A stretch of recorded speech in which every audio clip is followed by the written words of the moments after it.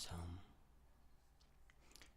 The following was found in an envelope on a bus bound for Chicago. My name is Jason Grimes, and I am writing this so that when the room is eventually opened, people will perhaps understand the things they find within it, and so that I will not be thought of as the madman that part of me already fears I am. It all began with the reading of the will. My mother, my only living parent left, had passed away due to a heart attack in her New England home. Her body had been found by one of the women who came to clean every few days, and the news had not come as a shock to any of the family. She had 2 previous heart attacks, and with her smoking and drinking, she wasn't exactly in the best of health. It had been a surprise that she wanted me to have the old family home, though. I never exactly had much love for the place, and had moved out the first chance I got. Honestly, I didn't expect it to get anything in the will, given how long it had been since we ever spoken. I was surprised that she hadn't written me out, the way she tried to write me out of the family's history by removing any pictures of me from the house. I certainly didn't plan to keep that creepy, run-down old place, but at the same time I knew that there was a chance it could catch a bit of cash on the market if someone put a little work into fixing it up, and as I was currently between jobs, it might be a worthwhile use of my time. I got my brother and our cousin to come over and help with fixing it up, which they happily agreed to. There actually wasn't as much work to do as I at first thought, as the house seemed to be in better repair than I remembered it being. I guess that my mother, cheap as she was, had still finally been forced to actually get someone in to fix up some of the bigger problems the house had. There was still stuff that needed repair and a new coat of paint, but it only ended up taking about a week or so in the end. It was during this time that I found it. Now, I didn't have the best memories of the old place, given how long it had been since I stayed there, but one of the first things I noticed whilst I was walking along the ground floor hallway was that there was a door that hadn't been there before. I stared at it for a few moments, more out of confusion than anything else, before trying to push it open. It wouldn't budge an inch. I asked my brother if he knew what might be down there, and he shook his head, saying that not even he noticed it before now. My cousin said that she noticed a big, old-fashioned looking key in the keyhole of the door the last time she had come around to visit, but she had no clue where it might be right now. I shrugged, not really thinking much of it at the time, just figuring that I had to get someone to bust the door down at some point before I got the house sold. The room none of us wanted to go in was Emerson's room.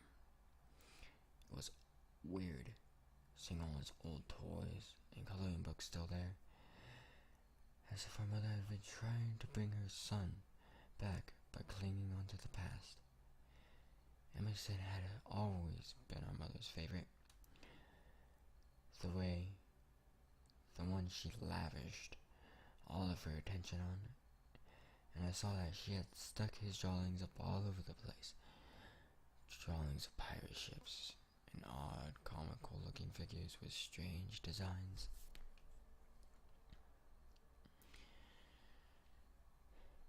My brother told me that when he stayed for dinner, our mother would set a place for Emerson, as if she still expected him to show up out of the blue. Missing for these years, and she was still expecting him to come wandering through the door. The first night I spent alone in the house didn't sleep very well. Crazy as it sounds, I kept thinking that I heard noises in the house, people talking to each other. I must have checked each and every one of the rooms a good dozen times, only to find each and every one of them empty. I checked to see if I left the TV on, but it was still unplugged. I'd go back to bed, and then after a while the noises would start up again. Sometimes I was sure that I could hear music as well. It was around 4 in the morning that a thought occurred to me, and I went to the locked door in the hallway. Pressing my ear against it and listening closely, I heard what sounded like a muffled tune coming from within. The next day I went into town to buy some food, and after the events of last night, I also bought a hammer to knock that old door down.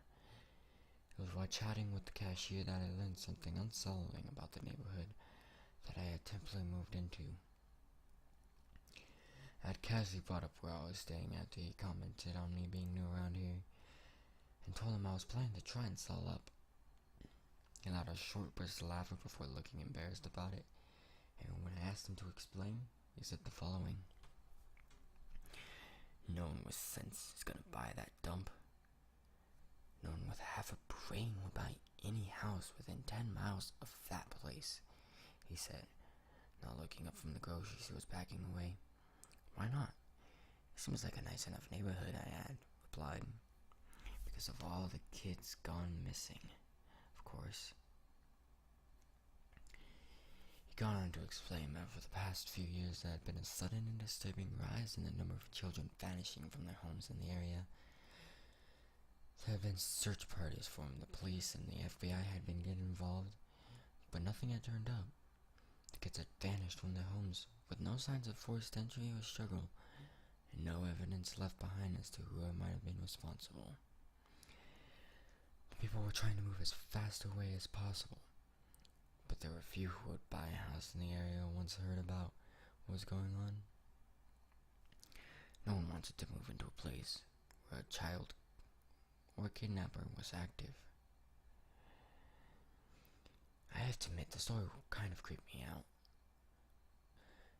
Knowing that something so strange was going on so near where I was staying made the odd goings-on of the previous night seem even more unsettling to me, and so as soon as I got home, I decided to bust that door down. My neighbor, a fairly nice young woman named Charlie, who I gotten to know, was working on her home's front lawn when I got back and noticed the hammer in my hand as I headed towards the front door of my home. Not really wanting to be alone when I broke the door down, I gave her an abridged version of the fence, leaving out the odd noises of last night, and asked if she wanted to join me in finding out what was in the room. Mysterious locked door? Very Scooby-Doo, she said as I grinned. Sure, I'll be Fred, you be Daphne, I replied, happy to have someone with me, her presence making the nervousness I had felt while listening to the cashier's story start to fade a little. Trust me, I'm more Thelma than Daphne.